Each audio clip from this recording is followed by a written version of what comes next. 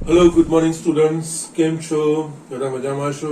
અને યસ, બધા જ વ્યવસ્થિત અભ્યાસ કરી રહ્યા હશો. Okay, yes. હજુ બી કેટલાક લોકોએ શરૂઆત ના કરી હોય તો યસ, રેગ્યુલર પ્રમાણે અભ્યાસ શરૂઆત કરી દેજો. કારણ કે યસ 11 પછી 12માં 11માના બધા કોન્સેપ્ટ આપણે આવે જ છે. ઓકે, તો યસ, તમે મહેરબાની કરીને યસ રેગ્યુલર અભ્યાસ, નિયમિત અભ્યાસ કરવાનું ચાલુ કરી દો. ઓકે, અને યસ લેક્ચર ચાલુ કરતા પહેલા યસ વારે ઘડી સરે તમને રિમાઇન્ડ પણ કરાવડાયું છે.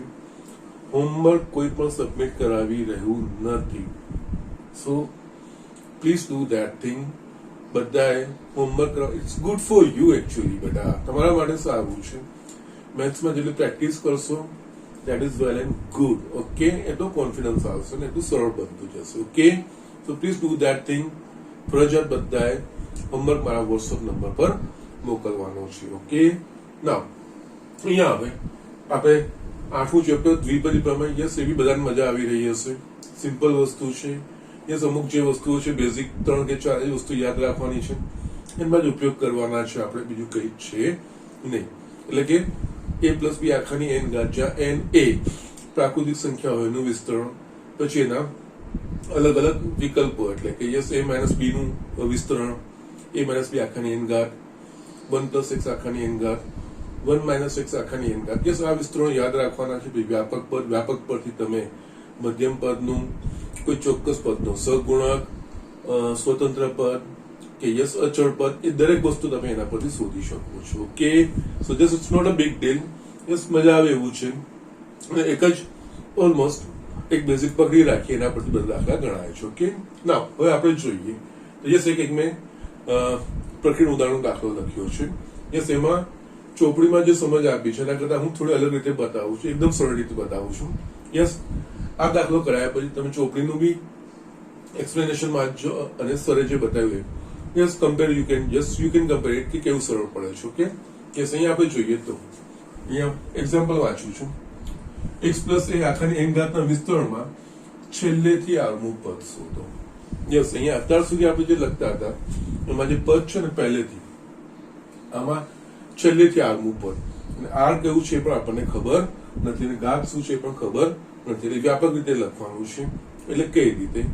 જો બહુ જ સિમ્પલ વસ્તુ સમજવી હોય, જો x + a આખાની n ઘાતનું વિસ્તરણમાં જે ક્રમશઃ પદો આવે છે એમાં x ની ઘાતો ઘટતી જાય, a ની ઘાતો વધતી જાય. ઓકે, એ રીતે આપણે ક્રમશઃ બધા પદો લખતા હોઈએ છીએ. ઓકે, તો યસ, અહીંયા બી આ જ વસ્તુ છે. અને છેલ્લેથી આગળનું પદ, એટલે છેલ્લેથી આગળના પદમાં બીજું કંઈ જ નહીં કરવાનું. x + a n ના વિસ્તરણમાં ફક્ત આપણે છે ને આ સંખ્યાઓ બદલી નાખવાનું. પછી એટલે કે x ની જગ્યાએ a અને a ની જગ્યાએ x, એ રીતે કરીને એના વિસ્તરણમાં શરૂઆતથી આગળનું પદ. યસ, સમજજો. યસ, કારણ કે આમાં બંને બાજુના જે વસ્તુઓ છે એ ફક્ત આની ઘાત ઘટતી જાય, આની ઘાત વધતી જાય, યસ એ પ્રમાણે ક્રમશઃ પદો આવતા જાય છે.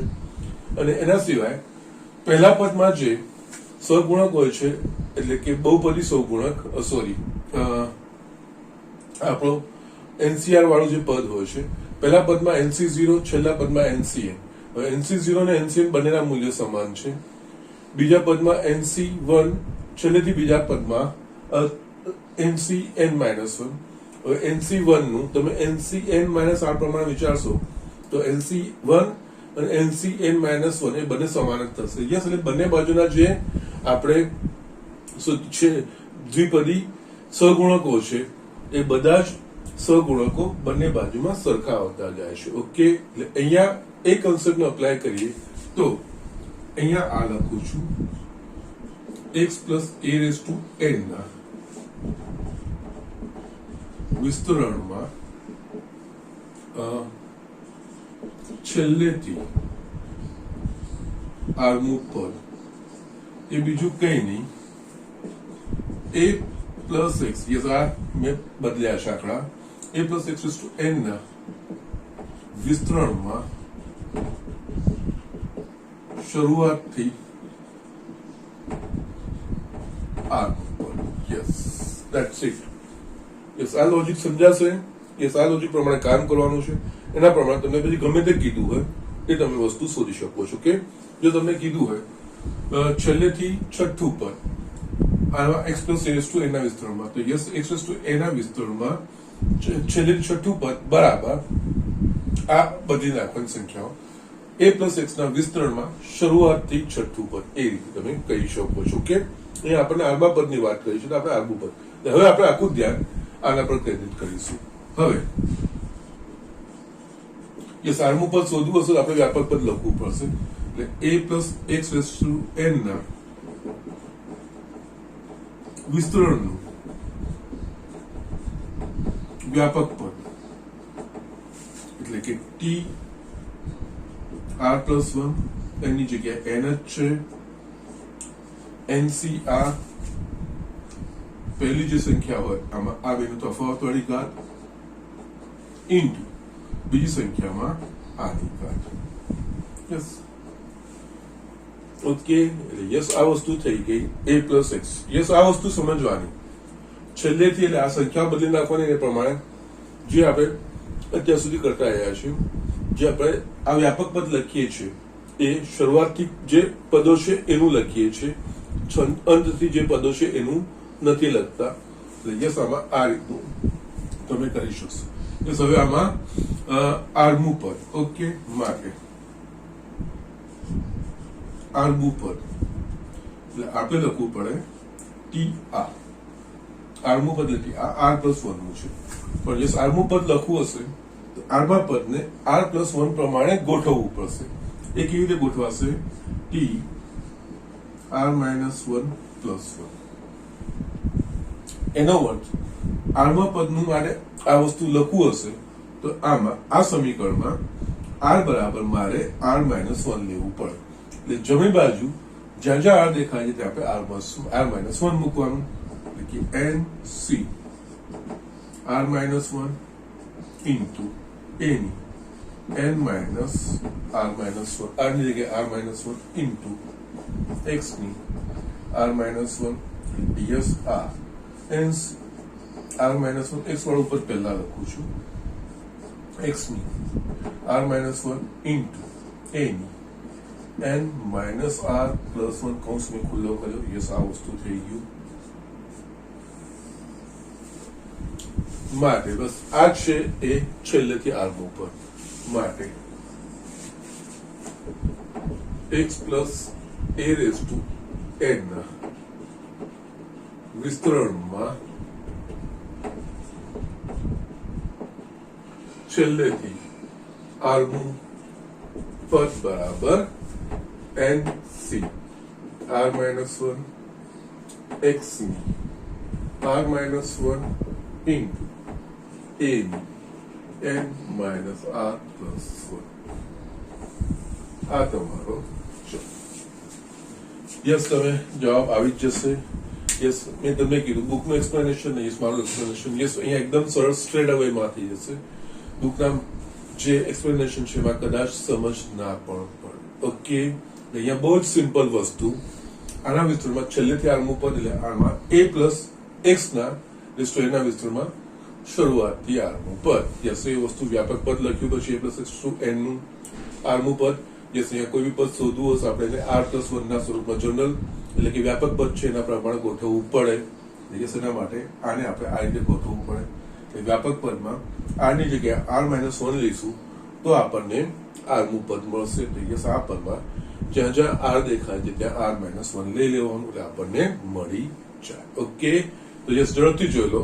આપણે બીજા દાખલાઓ આગળ જોઈએ. યસ સ્ટુડન્ટ અહીંયા મેં બીજો એક દાખલો લખ્યો છે. યસ હવે આવા દાખલા આપણે આગળ ગણી ચૂક્યા છીએ. આમાં થોડું જસ્ટ જે ગાતો છે થોડી અટપટી હતી એટલે જસ્ટ મેં લીધું છે, બીજું કઈ નથી. એટલે કે આ જે પદો છે થોડા એટલા માટે લીધું છે.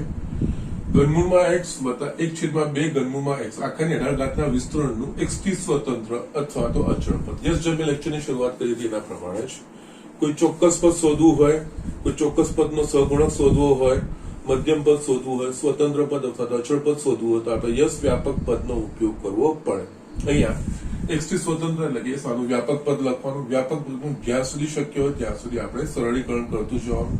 પછી x થી સ્વતંત્ર એટલે કે x ની ઘાત શૂન્ય થઈ જવી જોઈએ. એટલે યસ r ના જે મૂલ્ય માટે x ની ઘાત શૂન્ય થતી હોય વ્યાપક પદમાંથી એનામાંથી r નું મૂલ્ય શોધવાનું. પછી r નું મૂલ્ય વ્યાપક પદમાં મૂકવાનું એટલે આપણને એ x થી સ્વતંત્ર પદ અથવા તો અચળ પદ મળી જાય. ઓકે, તો યસ અહીંયા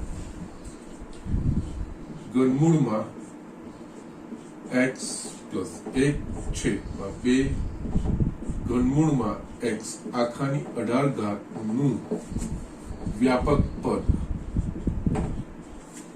t r પ્લસ 1 n ની જગ્યાએ 18 છે એટલે 18 c r પહેલું પદ છે એ ઘનમૂળમાં x એમાં આ બેની તફાવત જેટલી ઘાત ઇન્ટુ બીજું પદ છે આપણા પાસે 1 છેદમાં 2 ઘનમૂળમાં x એની r ઘાત. હવે આનું સાદું સ્વરૂપ આપતું જોવાનું.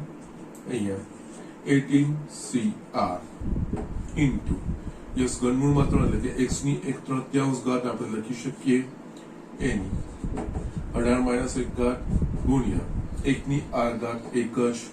ઓકે, અને યસ છેદમાં 2 ની r ઘાત તથા ઘનમૂળમાં x એટલે x ની 1/3 ઘાત ની r ઘાત અહીંયા 18cr ઇન્ટુ યસ આ બેનો ગુણાકાર એટલે કે 18 માઇનસ r ભાગ્યા 3 છેદમાં 2 ની r ઘાત ગુણ્યા x ની r ભાગ્યા 3 ઘાત. યસ અહીંયા બંને આધાર સમાન છે. x ની r બાય 3 ઘાત ને અંશમાં લઈ જઈશું તો x ની માઇનસ r બાય 3 ઘાત થશે. તો યસ અહીંયા જેટલું સિમ્પ્લિફિકેશન થાય એટલું કરવાનું હોય આપણે. x ની 18 માઇનસ r બાય 3 માઇનસ આ અંશમાં ગઈ છે r માઇનસ 3 છેદમાં 2 ની r ઘાત. યસ અહીંયા માટે tr પ્લસ 1 બરાબર 18cr into x 18 minus r ભાગ્યા 3 છેદમાં 2 ની r ઘાત. યસ 18cr ઇન્ટુ x ની 18 માઇનસ 2r બાય 3 છેદમાં 2r ઘાત. યસ આપણે આનું વ્યાપક પદ શોધી કાઢ્યું. ઓકે, આ શોધ્યા પછી x ની સ્વતંત્ર ઘાત. યસ એટલે કે x ની સ્વતંત્ર પદ માટે x ની જે ઘાત છે શૂન્ય થવી જોઈએ. ઓકે, એટલે મને 1 કહી દઉં છું. યસ x થી સ્વતંત્ર પદ માટે સમીકરણ 1 માં x ની ઘાત શૂન્ય થવી જોઈએ. યસ અહીંયા x ની ઘાત આપણે શૂન્ય. x ની ઘાત કેટલી છે માટે 18 માઇનસ 2r ભાગ્યા 3 x ની ઘાત છે બરાબર 0 માટે 18 માઇનસ 2r બરાબર 0 એટલે આપણે r બરાબર 9 મળે. r બરાબર 9 માટે વ્યાપક પદમાં x ની ઘાત 0 થાય એટલે x વાળું પદ દૂર થઈ જાય કારણ કે x ની શૂન્ય ઘાત 1.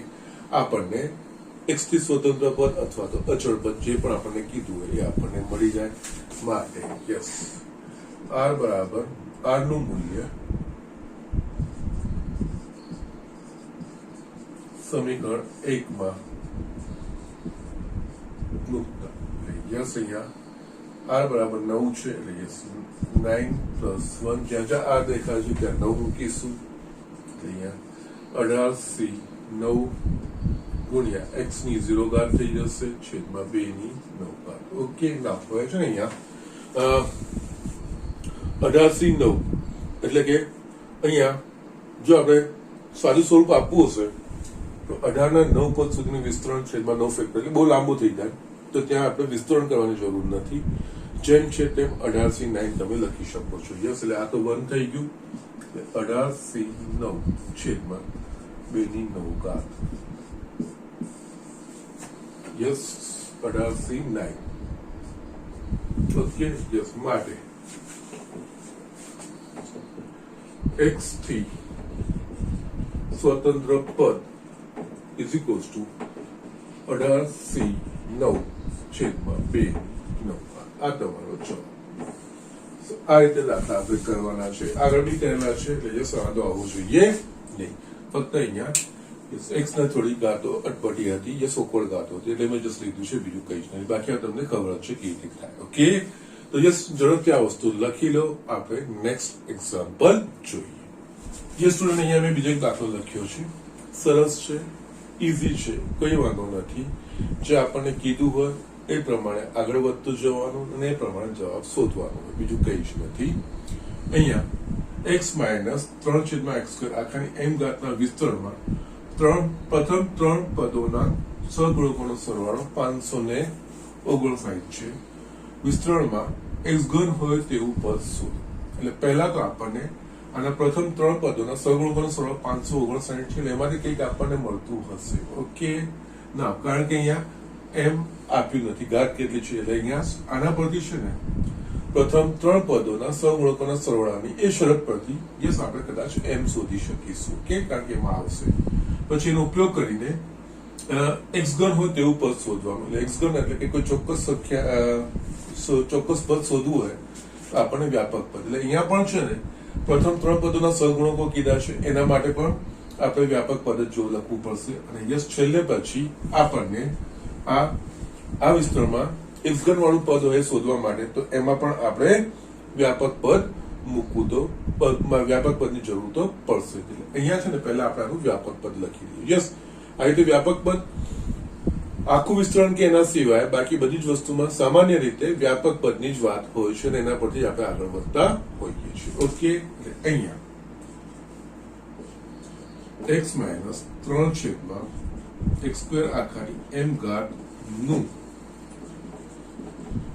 વ્યાપક પદ એટલે કે r+1 નું પદ n ની જગ્યા છે અહીંયા m, એટલે અહીંયા m c આ પ્રથમ સ્થાને જે સંખ્યા હોય એની આ બેનો તફાવત ઘાત, અને બીજી સ્થાને યસ અહીંયા ઇન્ટુ બીજા સ્થાને ઋણ છે ધ્યાન રાખવાનું -3/x² એની આ ઘાત.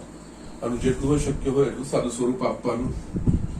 mcr ઇન્ટુ x ની m-r ઘાત ગુણ્યા અહીંયા -3 ની r ઘાત છેદમાં x ની 2r ઘાત. બંને સમાન આધાર વાળા છે એટલે x ની 2r ઘાત ને આપણે અંશમાં લઈ જઈએ એટલે -2r થશે. એટલે અહીંયા mcr x ની m-r અને અંશમાં ગયું એટલે -2r ઇન્ટુ -3 ની r ઘાત. એટલે અહીંયા mcr આ પદ હું આગળ લખીશ -3 ની r ઘાત ગુણ્યા x ની m-3r. ઓકે, એ આપણને વ્યાપક પદ મળી ગયું. ઓકે, ના હવે અહીંયા જે કીધું છે પ્રથમ ત્રણ પદોનો સહગુણક, યસ t1 નો સહગુણક, t2 અને t3 નો સહગુણક. અહીંયા આપણે જોઈએ તો આમાં સહગુણક આટલો છે mcr -3/r. પણ યસ આ કયા પદનો સહગુણક છે? r+1 માં પદનો સહગુણક છે. યસ, r+1 માં પદમાં સહગુણકમાં અહીંયા શું આવે છે? r અને અહીંયા પણ r આવે છે. ઓકે, એટલે r+1 માં પદમાં એમાં r+1 માંથી એક બાદ કરી એ વસ્તુ r અહીંયા આવે છે. એટલે એના પ્રમાણે જો પ્રથમ ત્રણ પદોના સહગુણકોની વાત થાય છે તો પ્રથમ પદનો સહગુણક એટલે કે અહીંયા 1 હશે. એટલે અહીંયા જે હશે એના કરતા r નું મૂલ્ય ઓછું, એટલે કે યસ t1. તો યસ, એટલે અહીંયા તો પહેલા પ્રથમ પદ લખીશું, એટલે બાકીના બે પદોનું આપણે લખી શકીશું. અહીંયા હવે t1 આના પરથી પ્રથમ પદ શોધી કાઢીએ. t1 ડાયરેક્ટ નહીં લખાશે, એને r+1 ના સ્વરૂપમાં લખવું પડશે. એટલે લખવું હશે આ રીતે લખાય 0+1. ઓકે, એટલે યસ આ જ વસ્તુ લખવાની છે, r બરાબર 0 લઈને લખવાની છે. એટલે યસ જમણી બાજુ જ્યાં જ્યાં r દેખાય ત્યાં આપણે 0 લેવાનો. યસ અહીંયા mc0 -3/0 અને x ની m. યસ, આ પ્રથમ પદ આપણને આ, એટલે પ્રથમ પદનો સહગુણક આ થશે mc0 -3 ની 0 ઘાત. તો યસ આના પરથી બીજા પદનો સહગુણક તો યસ MC1 -3 ની 1 ઘાત અને ત્રીજા પદનો સહગુણક MC2 -3 ની 2 ઘાત. ઓકે, કારણ કે પ્રથમ પદમાં 1 છે તો આ 0 છે. અહીંયા બીજું પદ માટે T2 લખે છે, T2 માટે 2 હશે તો આ 1 થશે અને 3 હશે તો આ 2 થશે. ઓકે, યસ, એ રીતે આપણે તારવવાનું છે. ઓકે, માટે પ્રથમ 3 પદોના સહગુણકો અનુક્રમે MC0 -3 ની 0 ઘાત, MC1 -3 ની 1 ઘાત અને MC2 -3 ની 2 ઘાત થાય. હવે આપણને શરત આપી છે કે પ્રથમ 3 પદના સહગુણકોનો સરવાળો 559, એટલે આ ત્રણનો સરવાળો 559. હવે યસ, અહીંયા MC0 ઇન્ટુ -3 ની 0 ઘાત એટલે 1 પ્લસ MC1 -3 ની 1 ઘાત એટલે -3 પ્લસ MC2 -3 નો વર્ગ એટલે કે 9 બરાબર 559. આ આપેલ છે. યસ, અહીંયા હવે આપણે આને ઉકેલવાનો પ્રયત્ન કરીશું. MC0 આપણને ખબર છે 1 ઇન્ટુ 1, MC1 એ m થાય -3 પ્લસ MC2 એટલે બીજું કઈ નહીં, m ફેક્ટોરિયલનું 2 પદ સુધી વિસ્તરણ m -1 ભાગ્યા 2 ફેક્ટોરિયલ એટલે 2 ગુણ્યા 1 ઇન્ટુ 9 ઇઝ ઇક્વલ્સ ટુ 559. આ થશે 1 -3m, અહીંયા 9m કૌંસમાં m -1 ભાગ્યા 2 બરાબર 559. લસા કાઢીશું ને 2 ને જમણી બાજુ લઈ જઈશું તો આ 2 -6m પ્લસ આનું વિસ્તરણ એટલે 9m સ્ક્વેર -9m 559 ગુણ્યા 2 1118. યસ, એકચ્યુઅલી આ ચર m નું દ્વિઘાત સમીકરણ થઈ ગયું. યસ, એટલે આપણે બધા પદો ગોઠવીએ તો યસ 9m સ્ક્વેર -2 -15m 2 -1118 -1116 બરાબર 0. યસ, અહીંયા આપણે અવયવ પાડવા પડશે, પણ જોઈએ કે સામાન્ય નીકળે એવું છે કે નહીં. યસ, 3 સામાન્ય નીકળે એવું છે તો 3 સામાન્ય કાઢીશું તો અહીંયા 3m square minus 5m minus 3 9 372 બરાબર 0 માટે 3 તો ગયા 3m square minus 5m minus 372 બરાબર 0. યસ, હવે અહીંયા આપણે અવયવો પાડવા પડશે. 3 ગુણ્યા -372 આના અવયવ. યસ, અને ઋણ સંખ્યા ઋણ એટલે કે એમનો તફાવત એવું કે મધ્યમ પદ -5 આવે તો યસ, આ કેવી રીતે કરવાનું? આના માટે યસ, આના છે ને બધા જ આપણે અવિભાજ્ય અવયવ કરતા જવાના. એટલે કે યસ, અહીંયા માઇનસ નું બહાર મૂકી દઉં છું. અહીંયા 3 ગુણ્યા યસ, આમાં 2 વડે ગુણાશે 2 ગુણ્યા 150 ને 186 થશે. ઓકે, યસ, નો પ્રોબ્લેમ. પછી steel -3 into 2 into yes 2 into આ 93 થશે -3 2 ઇન્ટુ 2 ઇન્ટુ 3 ગુણ્યા 31 થશે. યસ, હવે આ અવિભાજ્ય છેલ્લા આવી ગયા, આગળ પડે એવા નથી. તો અહીંયા જોઈએ તો 3 દુ 6 દુ 12 36 ને 31. યસ, 36 અને 31 એવા અવયવો પડે, એનો તફાવત 5 આવે. યસ, આના અવયવો 36 અને 31 -36 પ્લસ 31. યસ, આ રીતે બહુ મોટી સંખ્યાના અવયવ પાડવાના આવે તો આપણે એને જે આપણે અવયવોની રીત છે અવિભાજ્ય સંખ્યાઓના અવયવ પાડવાના, એ રીતે પાડતું જવાનું તમને યસ એમાંથી જવાબ મળી. પછી સીધું આવી જાય તો ડિફરન્ટ કોમ્બિનેશન તમને કંઈક તો મળે જ. ઓકે, એટલે માટે અહીંયા 3m સ્ક્વેર આની જગ્યાએ -36m પ્લસ 31m -372 બરાબર 0. 3m સામાન્ય નીકળશે m -12 પ્લસ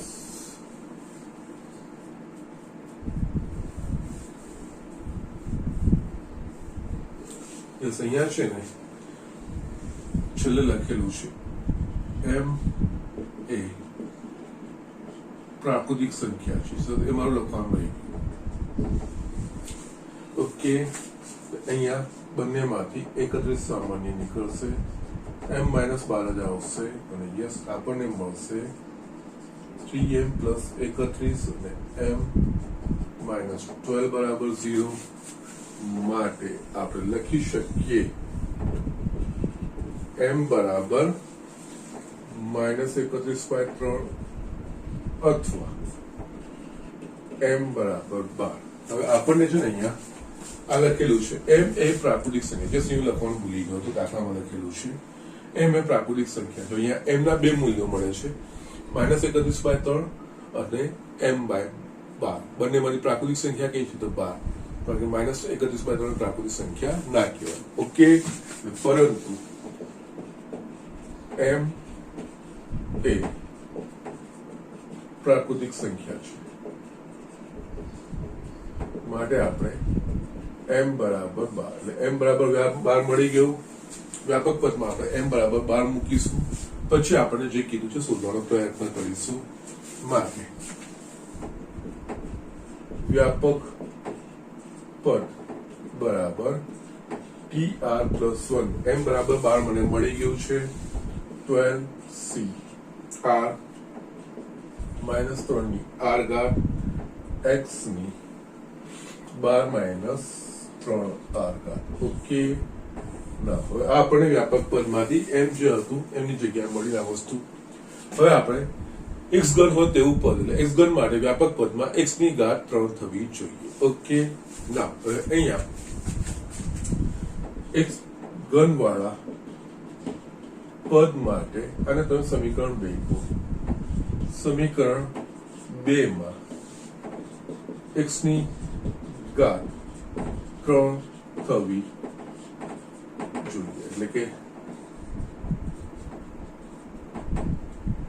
12 - 3r બરાબર 3 માટે 3r બરાબર 9, r બરાબર 3. યસ, એટલે વ્યાપક પદમાં જો આપણને r બરાબર 3 મૂકીશું તો આપણને x ઘન વાળું પદ મળશે. ઓકે, યસ, માટે છેલ્લે યસ થોડું તમે આ જગ્યા નથી અહીંયા એટલે લખું છું, સમીકરણ 2 માં r બરાબર 3 લેતા યસ t 3 + 1 12c 3 -3 ની 3 ઘાત અને યસ આના માટે તો 3 જ આવે છે, x ઘન. યસ, t4 = 12c3, એટલે કે 12 × 11 × 10 છેદમાં 3 × 2 × 1 × -3 ની 3 ઘાત x ઘન. યસ, અહીંયા તમે આનું સાદું સ્વરૂપ આપશો તો યસ તમારો જવાબ આવશે -5940 x ઘન. આ તમારો જવાબ થશે. આના વિસ્તરણમાં x ની 3 ઘાત વાળું પદ એ -5940 x ઘન થશે. ઓકે, યસ, એટલે આ દાખલામાં શું હતું, યસ સીધું આપણને ખબર કીધું નથી કે એમ શોધો પહેલા પછી આ વસ્તુ. યસ, શરત આપી છે, શરતનો આપણે ઉપયોગ કર્યો, બીજું કઈ નહીં. આના વિસ્તરણમાં પ્રથમ 3 પદોના સહગુણકો. યસ, આનું વ્યાપક પદ લખ્યું, વ્યાપક પદ પરથી આપણે પ્રથમ 3 પદના સહગુણકો શું છે એ તારવ્યા.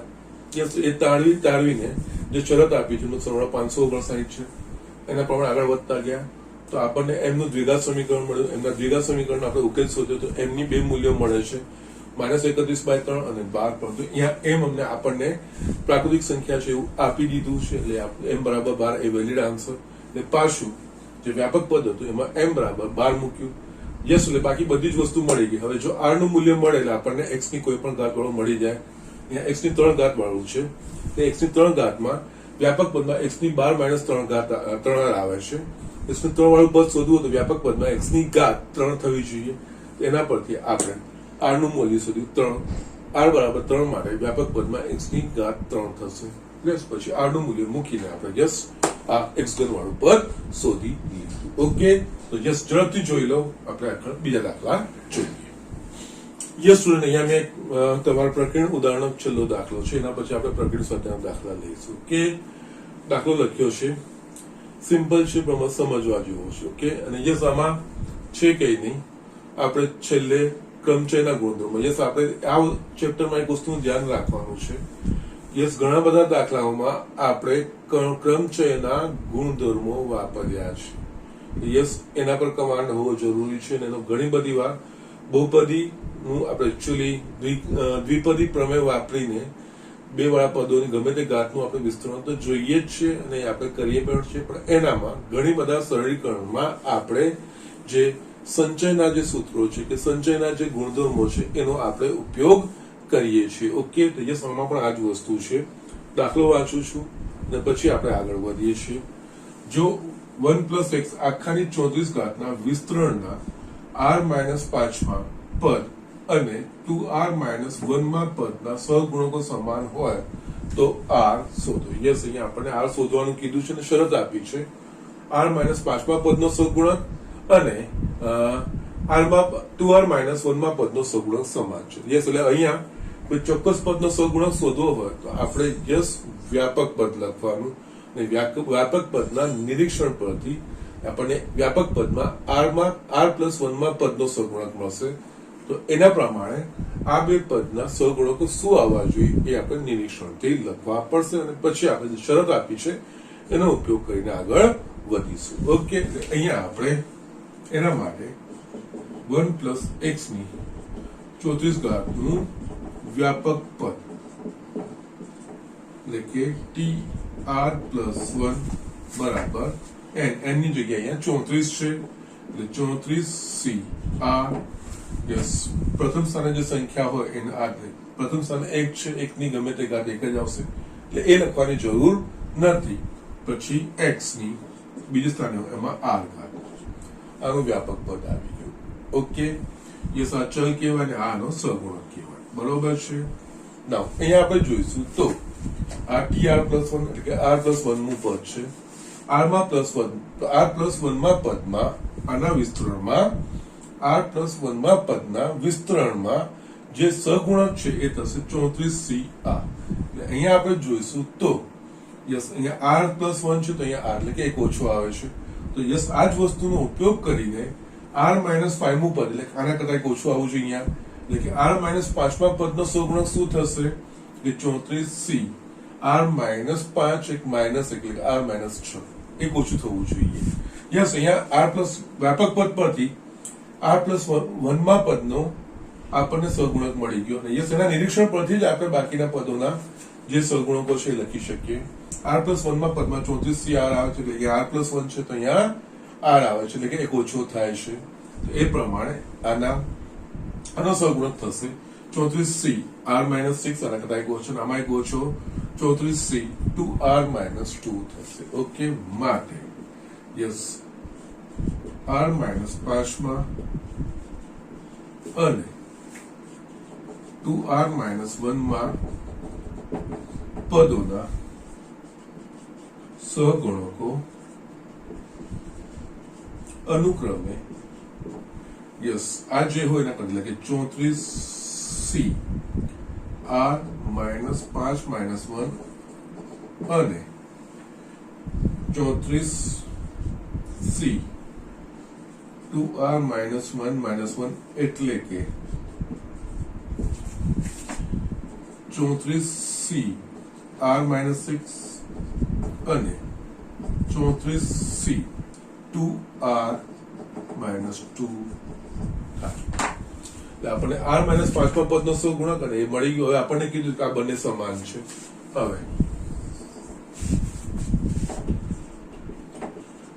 34c r-6 બરાબર 34c 2r-2 આ આપેલ છે. યસ, આના પરથી તમને r નું મૂલ્ય શોધવાનું છે. અહીંયા આગળ વધતા પહેલા ક્રમચયનો ગુણધર્મ હું લખી દઉં છું. યસ, અહીંયા કૌંસમાં લખી દઉં છું, એનો ઉપયોગ કરવાનો છે. જો NCA બરાબર NCB તો A બરાબર B અથવા A plus B બરાબર N. કારણ કે NCR બરાબર NCN માઇનસ આર છે. યસ, આ n માઇનસ આર પ્રકારનું સ્વરૂપ પણ હોઈ શકે છે. ઓકે, અથવા તો સરખું પણ હોઈ શકે છે. ઓકે, કારણ કે NC1 નું મૂલ્ય NCN-1 જેટલું જ થાય. એટલે NC1 લખેલું કે NCN-1 લખેલું, બંનેના મૂલ્યો સમાન જ થાય. તો યસ, આ જે છે એ બંને સરખા હોઈ શકે, અથવા તો યસ આ નો તફાવત એટલે કે 34 - 2r - r એ આના જોડે પછી સાદું સ્વરૂપ આપશો તો 34 જ મળશે. એટલે કે આ બેનો સરવાળો n પણ હોઈ શકે. તો એના પ્રમાણે જો તમે અહીંયા સરખાવશો, યસ, અહીંયા ધ્યાન રાખવાનું બંનેમાં સમાન હોવા જોઈએ. n યસ, એ n આ 34 છે, આ 34 છે, તો આ વાપરી શકીશું, બાકી નહીં. અહીંયા 34 અને અહીંયા કોઈ બીજું કોઈ હશે તો ત્યારે જ નહીં, ત્યારે વસ્તુ અલગ થઈ જશે.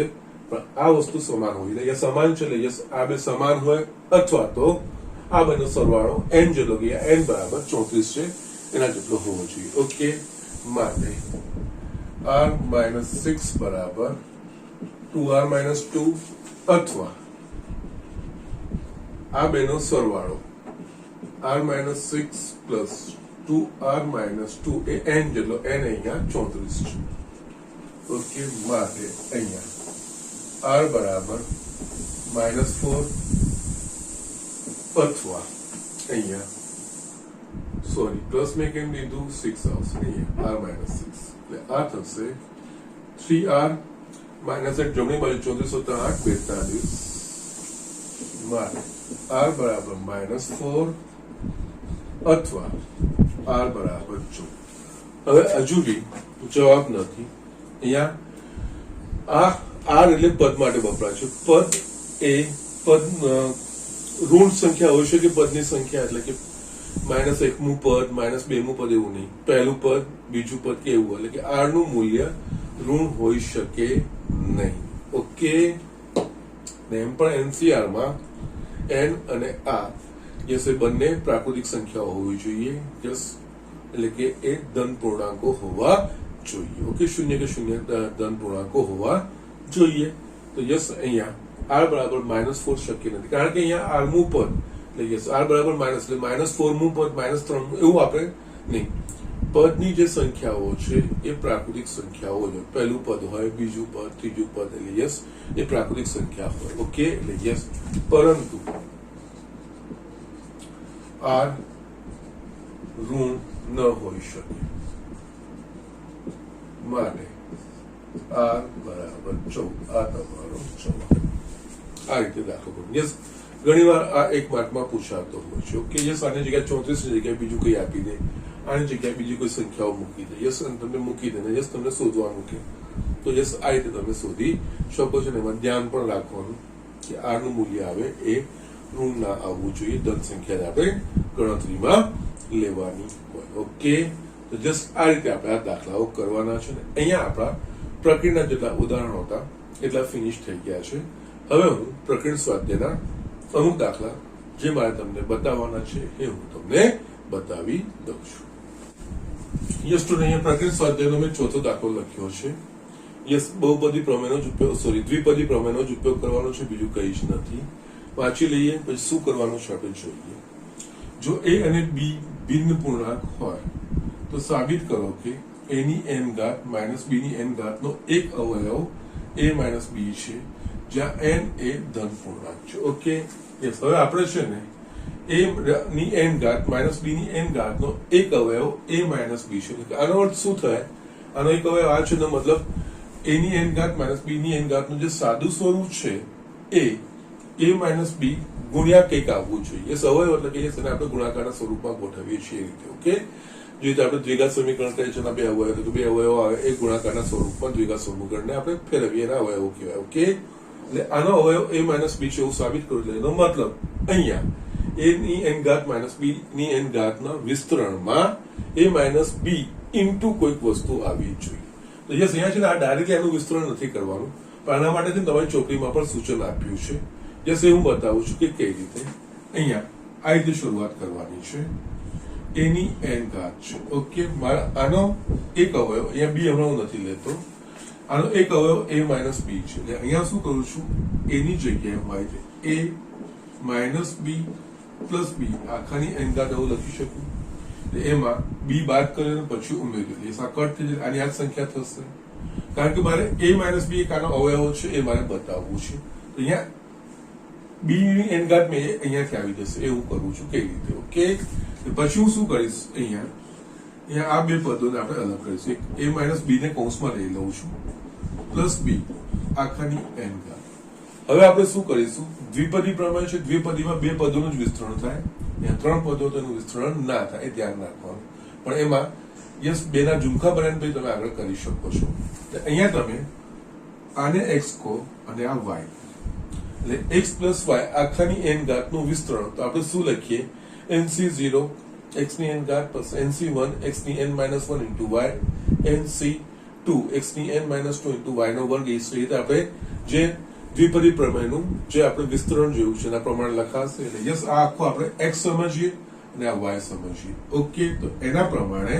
આનું વિસ્તરણ લખવું હશે તો nc0 પ્રથમ સ્થાને પદ છે a માઇનસ બી આના તફાવત જેટલી ઘાત પ્લસ nc1 આ x છે એટલે યસ આ a માઇનસ બી ની આના તફાવત જેટલી ઘાત અને બીજા પદની એક ઘાત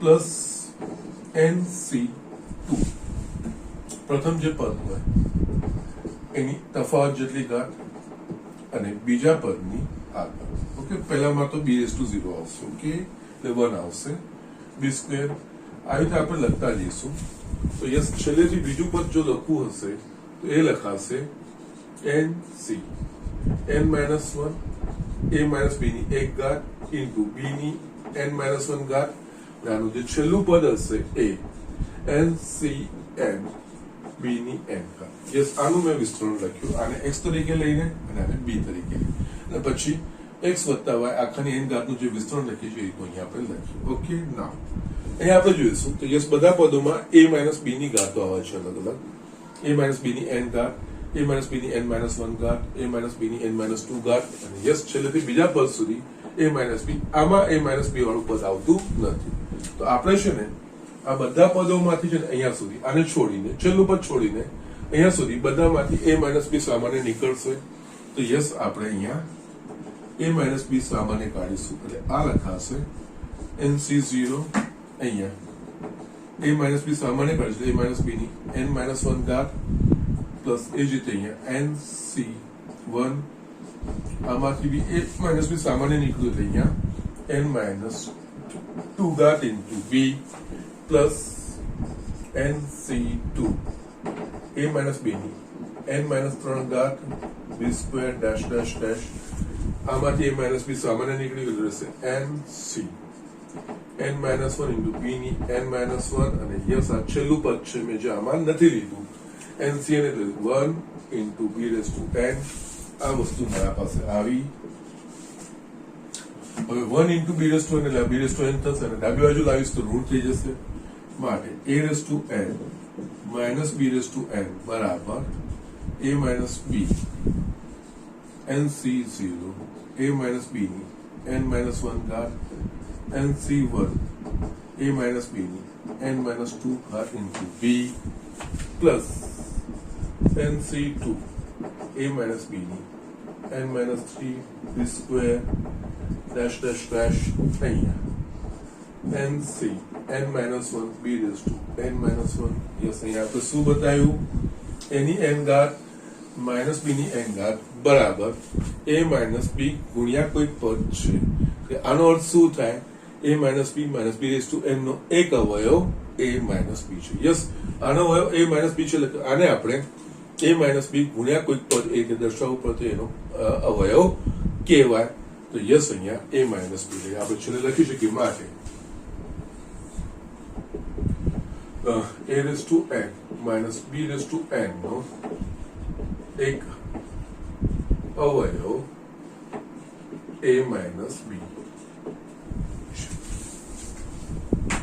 યસ આ તમને હિન્ટ તમને આપી પણ છે ચોપડીમાં અહીંયા ડાયરેક્ટ આ વસ્તુ નથી લખવાની પરંતુ યસ અહીંયા આ રીતે a⁻n માઇનસ b⁻n એનો એક અવયવ a માઇનસ બી છે તો યસ a⁻n થી જ મેં શરૂઆત કરી પછી મારે a માઇનસ બી એક અવયવ બતાવવાનો છે એની જગ્યાએ માઇનસ બી પ્લસ બી આ રીતે લખ્યું યસ પછી જસ્ટ આગળ વધતા ગયા છેલ્લે મને જે સાદું સ્વરૂપ આપું છું તો એની એન ઘાત માઇનસ બી ની એન ઘાત બરાબર a માઇનસ બી ગુણ્યા કોઈક વસ્તુ આવી એનો મતલબ આ એક આનો એક અવયવ થયો. ઓકે, યસ, a માઇનસ બી એનો એક અવયવ છે. ઓકે, તો યસ, અહીંયા હું આજનું લેક્ચર હું ફિનિશ કરીશ. યસ, તમને હોમવર્કના હું દાખલા આપું છું. એમાં છે ને યસ, હવે તમે ગણી તો શકશો જ. યસ, છતાંય જો ડાઉટ હોય તો મને પૂછજો. અહીંયા સ્વાધ્યાય 8 એટલે કે પ્રકરણ સ્વાધ્યાય એના છે ને 2 દાખલા હું તમને આપું છું, બીજો અને પાંચમો. ઓકે, આ જે દાખલા પડ્યા છે બીજો તો વાંધો નથી.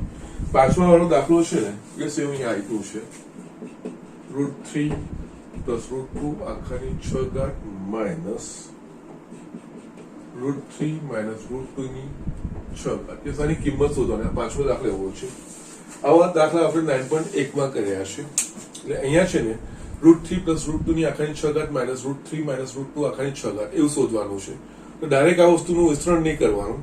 અહીંયા પહેલા આ બંને છે ને અહીંયા સમાન છે એટલે x + y આખાની 6 ઘાતનું વિસ્તરણ શોધવાનું અને x - y ની 6 ઘાતનું વિસ્તરણ શોધવાનું. બંને તફાવત લઈ લેવાનો. પછી x + y ની 6 ઘાત માઇનસ x - y ની 6 ઘાતનું જે આપણે આવે એમાં છેલ્લા પરિણામમાં x ની જગ્યાએ √3 લઈ લેવાનું અને y ની જગ્યાએ √2 લેવાનું. પછી તમે જવાબ શોધી કાઢજો. એ સરળતાથી તમે કરી શકશો. ઓકે, ડાયરેક્ટ આ પ્રમાણે વિસ્તરણ લઈને આની બાદબાકી નહીં કરવાની. x + y એની 6 ઘાત x - y એની 6 ઘાત એ બંને વિસ્તરણ x + y ની 6 ઘાત આવશે એના પરથી x - y ની લગ, કારણ કે x + y ની 6 ઘાતનું જે વિસ્તરણ હશે એના પરથી x - y ની 6 ઘાતનું વિસ્તરણ માટે આપણે પ્લસ માઇનસ યસ પદો એના જ, ખાલી ચિહ્નો પ્લસ માઇનસ એ જ વસ્તુ કરવાની. એ બંનેની બાદબાકી લઈ લેશો તમે x + y આખાની 6 ઘાત માઇનસ x - y આખાની 6 ઘાત એ વસ્તુ તમને x અને y ના સ્વરૂપમાં મળી જશે.